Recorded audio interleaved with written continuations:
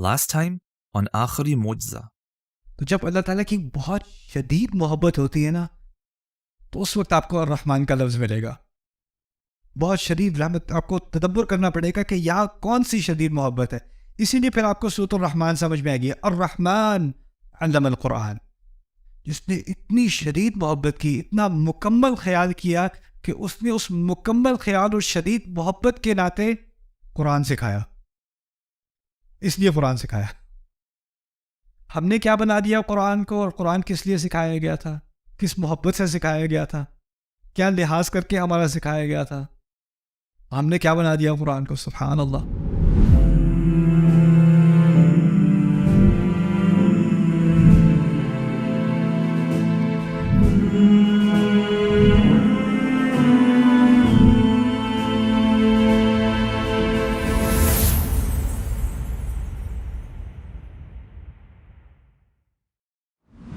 تو یہ ہو گیا تھوڑی سی بات الرحمن الرحیم کے بارے میں. اچھا, لیکن ایک کنفیوژن بھی آ گئی, وہ بھی سمجھ لیں.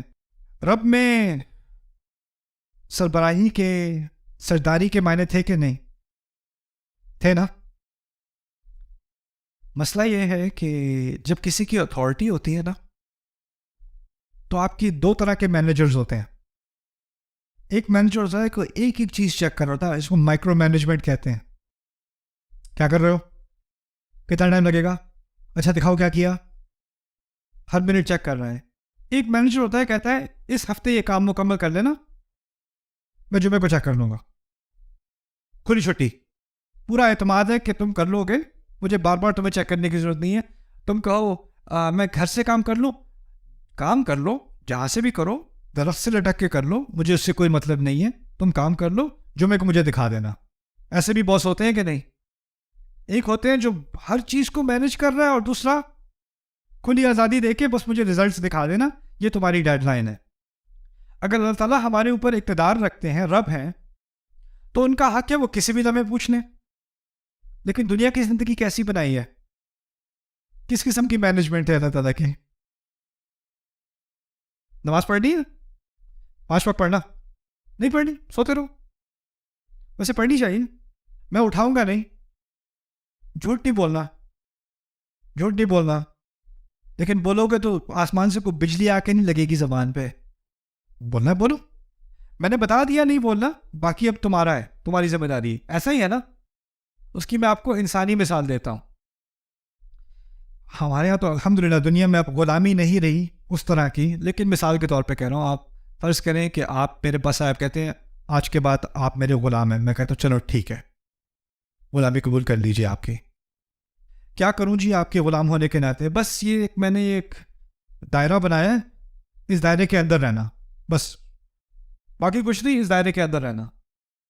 کہا جی یہ تو بڑا آسان کام ہے. اب میں دائرے کے اندر زندگی گزار رہا ہوں اور آپ مجھے دور سے دیکھ رہے ہو. ایک دن میں ذرا پھسل کے گر گیا دائرے کے اس طرف. جب میں دائرے کے اس طرف گرا, میری نظر فوراً کہاں گئی, مالک کی طرف. اوہ سوری سوری سوری, غلطی سے کونے پہ پھسل گیا تھا, اب نہیں ہوگا. میں کچھ بھی نہیں کہا, ایسے ہی بس ایک لفظ نہیں کہا میں نے. میرے ذہن میں آیا ماشاء اللہ باس تو ویسے کافی ہلکا ہاتھ رکھا ہوا انہوں نے, اتنی مجھے سزا بھی نہیں ملی. تو 2-3 دن بعد مجھے تھوڑا خیال آیا کہ میں ذرا ایک اور دفعہ غلطی سے گر کے دیکھوں کیا ہوتا ہے. تو میں گرا, فوراً میں نے دیکھا جو میرے مالک ہیں وہ بیٹھے ہوئے چیئر پہ, اٹھے بھی نہیں چیئر سے. اور پھر میں کہوں سوری سوری, وہ کہتے اچھا جی یہ تو اتنا کوئی سیریس نہیں ہے جتنا میں پہلے سمجھ رہا تھا. میں پہلے بہت ڈرا ہوا تھا, کیونکہ مجھے لگا کہ اگر میں اس قانون کو توڑوں گا تو کوئی نہ کوئی کانسیکوینس ہوگا نا, کوئی ساتھ میں اس کے بارے میں مواخذہ ہوگا, کوئی سوال جواب. لیکن کچھ نہیں ہوا. تو اب میں کیا کرتا ہوں, ایک پاؤں ادھر, ایک پاؤں ادھر, ایک پاؤں ادھر, ایک پاؤں ادھر. اور پھر میں باس کو بھی, وہ بھی مجھے ایسے. اور پھر کچھ عرصے بعد میں دونوں پیر اس طرف اور گھوم پھر رہا ہوں, اور باس سے بھی, باس کہہ رہا لنچ تیار ہے. یعنی تعلقات میں کوئی وہ ابھی بھی پرووائڈ کر رہا ہے, ابھی بھی خیال رکھے ہوئے ہے, اور میں لائن کے باہر ہوں لیکن کچھ نہیں کہا. اچھا میں 5-6 سال اس طرح گزار دیے اسی طرح سے. اس دوران میرے ساتھ وہ کچھ زیادہ رعایت نہیں کر رہا. اب وہ جو زیادہ رعایت کرتا ہے نا کوئی باس, تو اس سے امپلائیز کا کیا ہوتا ہے پتہ ہے؟ اوئے ہوئے ہوئے. میری ایک بہت پرانے زمانے میں میری ایک جاب تھی. میں پری اسکول ٹیچر تھا, kindergarten and pre school. اور پھر مجھے وہاں سے جب میں فارغ ہوا تو مجھے ایک جاب ملی. میں 3ری جماعت کو میتھ پڑھاتا تھا, میتھمیٹکس. تو جس اسکول میں پڑھاتا تھا ساری ٹیچرز جو تھیں وہ سینئر تھیں, اور بہت ہی یعنی بچے دیکھ کے ان کو, میں تو یہ نہیں کہوں گا کہ دادی یاد آ جائیں, دادی تو نائس ہوتی ہیں دادی نانی, ان کو دیکھ کے قیامت یاد آ جاتی تھی. میں گیا کلاس میں نے کہا میں نے ان بچوں سے دوستی کرنی ہے, ان بچوں کو میں نے ڈرانا نہیں ہے. میں گیا, میں لطیفے سنا رہا ہوں, میں ٹیبل پہ کھڑا ہو کے ٹرکس کر رہا ہوں, یہاں پہ پینسل گھسا کے یہاں سے نکال رہا ہوں, کچھ کر, وہ تالیاں بجا رہے ہیں, سرکس بنا ہوا ہے کلاس کے اندر. میں نے کہا یہ بچے مجھ سے اتنی محبت کریں گے, 1-2 دن بعد جب میں کہوں گا میتھ شروع کرو دل کھول کے پڑھیں گے. تو میں سمجھا یہ بڑی اچھی اسٹریٹجی ہوگی, میں اتنی محبت سے ان سے ڈیل کر رہا ہوں, کھلی آزادی دی ہوئی ہے. تیسرے دن میں نے کہا چلو بھائی بچوں اوپن اپ پیج 5. کیا ہوا پتہ ہے؟ ایک مجھے کہتا ہے نو, دوسرا ایک دوسرے سے کہتا ہے ڈو دا پینسل, وہ پینسل والی چیز کرے دوبارہ. میں نے کہا نہیں اوپن پیج 5. اور مجھے ابھی تک یاد ہے ایک بچہ وہ دیوار پیچھے کلاس کی دیوار پہ گیا, وہاں پہ وہ یہاں کھڑا اپنا نام لکھ رہا ہے دیوار پہ, اور وہ لکھ رہا ہے اور مجھے دیکھ رہا ہے. اور اس کا دوست اس سے کہہ رہا ہے یار ٹیچر تجھے دیکھ رہا ہے, تو کہتا ہے ہاں لیکن یہ اچھے ہیں.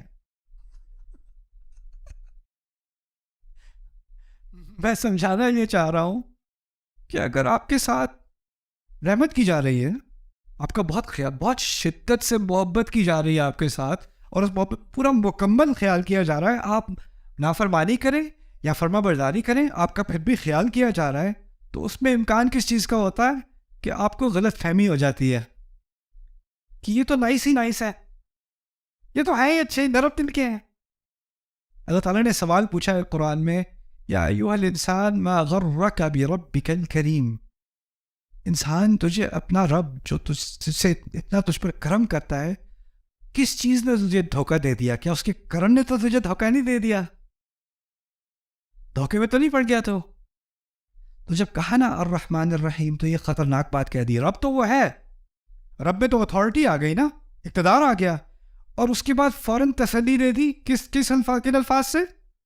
الرحمن الرحیم. اب کوئی اللہ تعالیٰ کی حدود سے باہر جا کے اس نے ایک لکر سٹور کھول لیا, اس نے کوئی اور حرام بزنس شروع کر دیا اور حرکتیں شروع کر دی, اور اس کو تم کو یہ اللہ کی حدود سے باہر ہے یار, واپس آ جاؤ حدود کے اندر.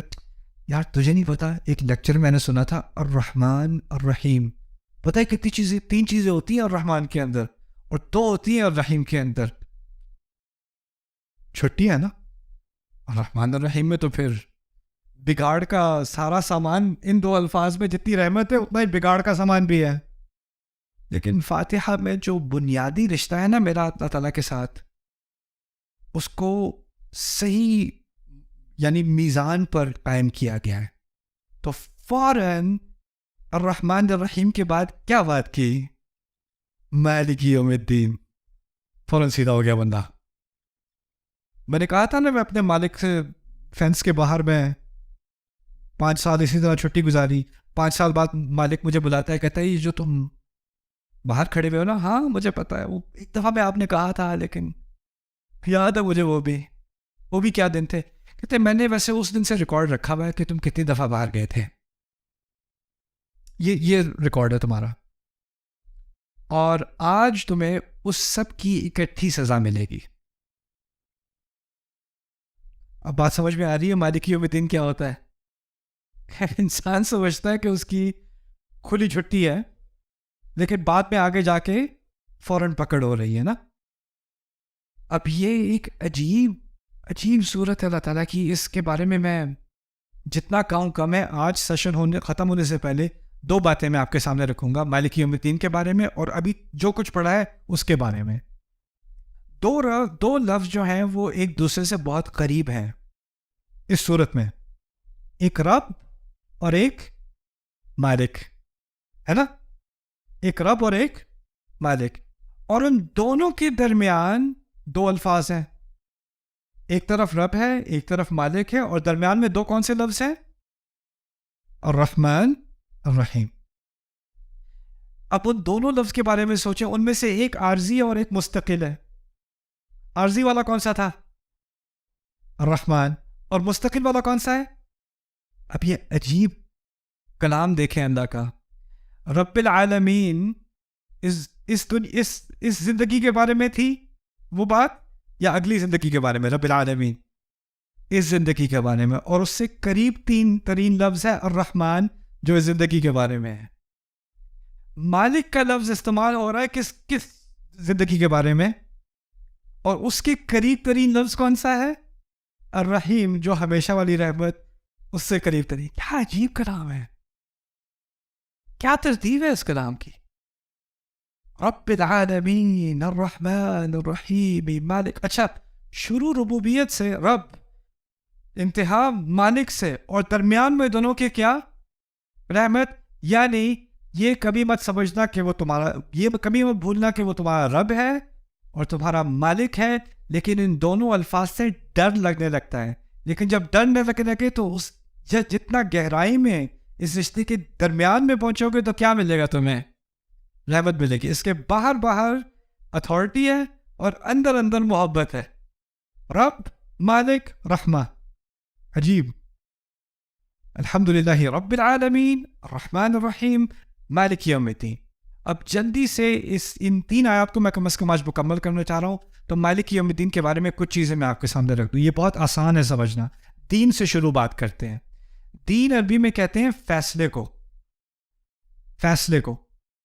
دین عربی میں اس کو بھی کہتے ہیں کسی سے آپ کا معاملہ ہو رہا ہونا اور اس معاملے کو مکمل کیا جائے. میرا معاملہ طے ہو گیا, اس کو بھی دین کہا جاتا ہے. کما تدین تدان, جیسے تم دوسرے سے معاملہ کرو گے ویسا تمہارے ساتھ معاملہ کیا جائے گا. یہ عربی کی کہاوت ہے. اچھا, اگر شدید محبت کا ذکر ہے الرحمن الرحیم میں تو اس کا متضاد کیا ہونا چاہیے؟ نفرت, عذاب. اگر ایک طرف محبت ہے تو اس کا متضاد عذاب ہونا چاہیے. لیکن اس کے متضاد میں دین کا لفظ استعمال کیا ہے. اور دین کیا ہے؟ انصاف, فیصلہ. اور فیصلے سے کیا, کس چیز کی طرف اشارہ ہو رہا ہے؟ انصاف کی طرف. تو اگر آپ اس طرح سمجھ لیں کہ جو محبت ہے وہ پازیٹیو ہے, مثبت ہے, اور نفرت کیا ہے؟ منفی ہے, تو عدل کہاں پہ ہوگا؟ انصاف کہاں پہ ہوگا؟ صفر. نہ محبت نہ نفرت. اللہ تعالیٰ نے اس کی اتنی عظیم رحمت ہے, اس نے نفرت کا, عذاب کا, غصے کا ذکر بھی نہیں کیا, منفی کا ذکر بھی نہیں کیا. اگر یہ پورا چارٹ ہوتا نا تو ایک طرف پازیٹیو میں الرحمن الرحیم ہوتا اور دوسری طرف عزیز ذو انتقام ہوتا, المعذب کچھ ہوتا. لیکن وہاں بھی صفر تک لے کے منفی تک نہیں لے کے گئے, صرف دین کی بات کی, یعنی انصاف کی بات کی. اور یہ کیونکہ اصل چیز جس سے ہمیں ڈرنا ہے نا وہ عذاب نہیں ہے. فاتحہ کے مطابق اصل چیز جس سے ڈرایا جا رہا ہے وہ انصاف ہے. انہ من سئل یوم القیامۃ فقد ہلک. ایک روایت میں آتا ہے جس سے اس دن ایک سوال بھی پوچھ لیا گیا وہ تو برباد ہو گیا. اللہ تعالیٰ کی رحمت اس دن پتہ ہے کیا ہے؟ کچھ لوگ ہوں گے جن کی کتاب ان کے سیدھے ہاتھ میں ہوگی. اللہ تعالیٰ نے فرمایا ہے, اللہ تعالیٰ ہم سب کو اس میں شامل کرے. اچھا, جس کی کتاب اس کی سیدھے ہاتھ میں ہے نا, اس کے بارے میں کیا کہا ہے کہ وہ سیکیورٹی گیٹ پہ پہنچتا ہے اور وہاں اللہ تعالیٰ نے کہا ہے فَسَوْفَ يُحَاسَبُ حِسَابًا يَسِيرًا, اس کے ساتھ آسان حساب کیا جائے گا. آسان حساب سے مراد روایات سے ملتا ہے کہ فرشتے کتاب کھولیں گے بھی نہیں, گزرنے دیں گے. جی ہمیں بتایا, آپ جائیں, کیونکہ آپ کے کون سے ہاتھ میں کتاب ہے؟ اب آپ نروس، آپ کے ہاتھ میں تو کتاب ہے، لیکن آپ کہیں اگر آپ یہ پیج 130 پہ جائیں تو اس میں ایک حج ہے، وہ ضرور دیکھ لینا. جیسے آپ کا پیپر ہوتا ہے نا، اس میں آپ نے بڑے الٹے سیدھے جواب دیے ہوتے ہیں، لیکن ایک صحیح جواب دیا ہوتا ہے تو اس کو آپ پہلے دکھاتے ہو ٹیچر کو، یہ والا یہ چیک کر لیں ذرا، یہ والا. اچھا یہ اگر پیج 503 پہ جائے تو وہاں ایک شاید ایک لیلۃ القدر تھی میرا خیال ہے اس میں ایک، تو آپ، لیکن وہ فرشتے کیا کہہ رہے ہیں، آپ چاہو آپ خیر ہے نکلو، کوئی بات نہیں. عجیب ہے صاحب. دوسری طرف کہا ہے کسی کی کتاب ان لوگوں کے الٹے ہاتھ میں ہوگی، اللہ ہمیں ان میں سے نہ کرے، اور ان کی پیٹھ کے پیچھے ہوگی، ایسے ہوگی کتاب. نہ صرف الٹے ہاتھ میں، پیچھے. اب وہ خود بھی نہیں دیکھ سکتا کتنی خراب ہے، اس کو پتا ہے خراب ہے، اس کو یہ بھی نہیں پتا کتنی خراب ہے. اب وہ بھی آ رہا ہے سامنے اور اس سے پوچھا جا رہا ہے. اب یہاں پر جب الدین کہا ہے نا، تو اس سے ہمیں اس بات کی طرف اشارہ مل رہا ہے کہ اللہ تعالیٰ اس دن کا بھی مالک ہے. جس طرح وہ رب اس دنیا میں ہے، اس دن وہ رب نہیں ہوگا، اس دن وہ کیا ہوگا، مالک. تو کیا نکل گیا، رب کے معنی میں سے کیا نکال لیا گیا، تحفے دینے والا، خیال کرنے والا، قائم رکھنے والا. جو اس کے نرم نرم معنی تھے نا، وہ سارے نکل گئے، اور کیا رہ گیا، مالک. اس دن تو اتھارٹی ہوگی، یا تو رحمت ہوگی یا پھر یہ. اور اگر آپ اس طرح بھی سمجھ لیں کہ رب کے اندر دو پہلو ہیں، ایک محبت والا پہلو بھی ہے رب کے اندر، اور ایک اقتدار والا بھی ہے، تو رب کے اندر وہ جو محبت والا پہلو ہے نا، وہ الرحمن الرحیم میں سامنے آ گیا. اور رب کے اندر جو اقتدار والا پہلو ہے وہ کہا، مالک یوم الدین میں سامنے آ گیا. ان تینوں الفاظ کا آپس میں ایک جوڑ بن گیا. آخری چیز ہے، اور دو چیزیں. یوم، یوم کسے کہتے ہیں؟ اوکے. اللہ تعالیٰ نے اپنے بارے میں ایسی بات کی ہے جو کبھی کوئی اپنے بارے میں یا کسی اور کے بارے میں کہہ ہی نہیں سکتا. فرماتے ہیں دن کا مالک. دیکھیں، آپ کسی پراپرٹی کے مالک ہو سکتے ہو، کسی بکری کے مالک ہو سکتے ہو، کسی کمپیوٹر کے مالک ہو سکتے ہو، لیکن آپ ایک منٹ کے مالک نہیں ہو سکتے، آپ ایک سیکنڈ کے مالک نہیں ہو سکتے. وقت کی ملکیت ممکن نہیں ہے. ایک چیز ہے جو آپ جو بھی کرو، جتنا بھی پیسہ آ جائے، جتنا بھی اقتدار آ جائے، ایک چیز ہے جو آپ کبھی بھی اون نہیں کر سکتے. وہ کیا ہے؟ وقت. اور وہاں اس نے اس ایک چیز کی ملکیت اپنے سامنے ثابت کی ہے، مالکی یوم. اور اس سے بہت عظیم بات سامنے آ گئی. اگر میں کہوں کہ یہاں پر ایک تھیلا ہو، اور میں کہوں یہ تھیلا میرا ہے، یہ تھیلا میرا ہے، یا یہ بیگ میرا ہے، تو اس بیگ کے اندر جو کچھ بھی ہے وہ بھی کس کا ہے؟ میرا ہی ہوا نا. اگر اللہ اس دن کا مالک ہے تو کیا بات نکلی؟ اس دن کے اندر جو کچھ بھی ہو رہا ہے اس سب کا وہ مالک ہے. اس سب کو ایکسپلین کرنے میں باقی قرآن ہے، لیکن وہ پوری بات ایک ہی محاورے میں شامل ہو گئی جب کہا مالک یوم، مالک یوم الدین. سبحان اللہ. یعنی بہت تھوڑے الفاظ ہیں فاتحہ میں، لیکن پوری کائنات ان کے اندر مضمر ہے. آخری بات اس کے مالک کے بارے میں سمجھ لیں. مالک اصل میں دو قراءات ہیں ہمارے نبی سے مروی صلی اللہ علیہ وسلم. مالک بھی پڑھا کرتے تھے اور ملک بھی پڑھا کرتے تھے. مالک اور کیا؟ ملک. مالک کے معنی اردو میں جیسے ہیں ویسے عربی میں ہے. مالک، گاڑی کا مالک، بکری کا مالک، ٹھیک ہے، مالک. ملک کسے کہتے ہیں بتائیں؟ بادشاہ کو. بادشاہ کو. تو ایک طرف مالک، دوسری طرف بادشاہ، اور دونوں کے معنی یہاں ضروری ہیں. سمجھ لیں کیوں. بادشاہ جو، میں یہ نہیں کہوں گا کہ میری یہ جوتے ہیں، میں یہ نہیں کہوں گا میں اس جوتے کا بادشاہ ہوں. میں کیا کہوں گا؟ میں جوتے کا مالک ہوں. میں گھر کا بادشاہ ہوں یا مالک ہوں؟ مالک. میں کمپیوٹر کا بادشاہ ہوں، مالک ہوں، مالک. لیکن اگر کوئی کسی کے پاس پورا آئیلینڈ ہو یا پورا ملک ہو، وہ کہے میں اس آئیلینڈ کا کیا ہوں؟ کیا بات سامنے آ رہی ہے؟ بادشاہ ہوتے ہیں بڑی بڑی سلطنت کے، اور مالک ہوتے ہیں چھوٹی چھوٹی چیزوں کے. جو بمقابل چھوٹی چیز ہوتی ہے اس کے لیے مالک ہوتا ہے، جو بڑی ہوتی ہے اس کے لیے کیا ہوتا ہے؟ بادشاہ. اب ایک اور فرق بھی سمجھ لیں. اگر وہ کسی ملک کا بادشاہ ہے، کیا تمام چھوٹی چھوٹی چیزیں جو اس کی سلطنت میں ہو رہی ہیں اس میں اس کی نظر ہے؟ ہر بات پہ، ہر کام پہ، ہر کسی کے سونے پہ، ہر کسی کے اٹھنے پہ، کیا وہ ہر چیز کو کنٹرول کر سکتا ہے؟ آپ کی کمپنی ہے، آپ کی اپنی کمپنی ہے، آپ کے 50 ملازم ہیں، کیا آپ ہر ملازم کی ہر پرفارمنس کو، اس کی ہر بات کو، اس کے ہر ایکشن کو کنٹرول کر سکتے ہو کہ نہیں؟ جتنا آپ کا کنٹرول بڑھتا ہے نا، جتنی سلطنت بڑھتی ہے، اتنا آپ کا چھوٹی چھوٹی چیزوں پر کنٹرول کم ہوتا چلا جاتا ہے. ایسا ہی ہے نا؟ آپ کو کسی اور کو مینجمنٹ دینی پڑتی ہے. چھوٹے کام میں نہیں کر سکتا، میرے پاس بڑے کام آ گئے ہیں، اب میں چھوٹی چیز کو ہینڈل نہیں کر سکتا. مالک کا کیا ہے؟ اگر میں کمپیوٹر کا مالک ہوں تو اس کی ریپیئر میں خود کروں گا. میں گھر کا مالک ہوں تو اس کا دروازہ میں خود فکس کروں گا. اگر میں ایک ملک کا بادشاہ ہوں، دروازہ میں خود فکس نہیں کروں گا، مجھے تو پتا بھی دروازہ خراب ہے. بڑی چیزوں کے لیے بادشاہ، چھوٹی چیزوں کے لیے کیا؟ مالک. اب قیامت کے دن میں 2 طرح کے کام ہو رہے ہیں. قیامت کے دن میں سورج اور چاند ایک دوسرے میں ٹکرا رہے ہیں. قیامت کے دن میں دنیا پھیلائی جا رہی ہے.